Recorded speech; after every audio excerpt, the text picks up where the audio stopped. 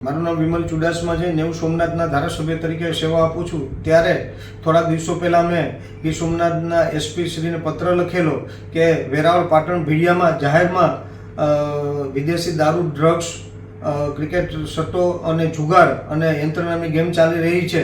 ત્યારે મને એવું લાગી રહ્યું હતું કે ભાઈ સ્થાનિક પોલીસની મીઠી નજર નીચે ચાલી રહ્યું છે અને એસપીને પત્ર લખવા છતાં પણ એ ધમધમતું ચાલી રહ્યું। ત્યારે મેં આ ગુજરાતના ડીજીપી શ્રીને પણ રૂબરૂ મળેલો અને ધ્યાન દોરેલું અને એ સમયે જાહેરમાં જે વિદેશી દારૂ જે જાહેરમાં વિતરણ થતું હોય એનો વિડીયો પણ મીડિયા મારફત બતાવવામાં આવેલો અને એ રીતે થતું હોય કે જાણે કે કોઈને પોલીસ તંત્રનો ડર જ નથી અને પોલીસ તંત્રનો ડર નથી। ત્યારે ડીજીપીસીને મેં કીધું ત્યારે થોડાક સમય સુધી આ બંધ કરવામાં આવ્યું, ફરી એ ધમધમતું જે પહેલાં ચાલુ હતું એવી રીતે ચાલુ કરવામાં આવેલું છે।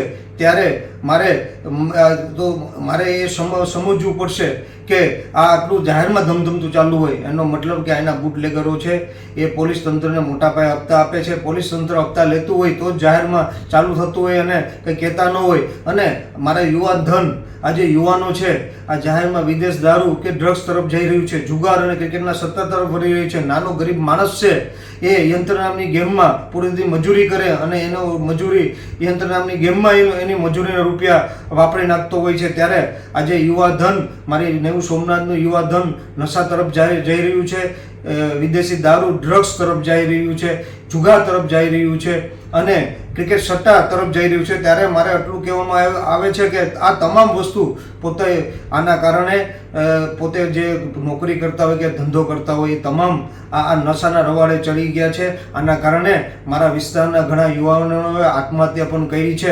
એટલે ફરી આત્મહત્યા ન કરવી પડે આ યુવાનોને મારા વિસ્તારના, એટલે તાત્કાલિક ધોરણે મેં ગૃહપ્રધાનને પત્ર લખ્યું છે। હું રૂબરૂ પણ મળવાનો છે અને ગૃહપ્રધાનને પત્ર લખ્યું છે કે તાત્કાલિક ધોરણે આ બંધ કરવામાં આવે અને જે બુટલેગરો દ્વારા કરવામાં આવે છે એની પર કાર્યવાહી કરવામાં આવે અને જે પણ પોલીસ તંત્ર હપ્તા લેતું હોય એ પોલીસ તંત્ર હપ્તા લેતું હોય એની ઉપર પણ યોગ્ય કાર્યવાહી કરવામાં આવે। મિત્રો, આવા જ વિડીયો અને શોર્ટ્સ જોવા માટે આજે જ અમારી ન્યૂઝ રૂમ યુટ્યુબ ચેનલને સબસ્ક્રાઇબ કરો।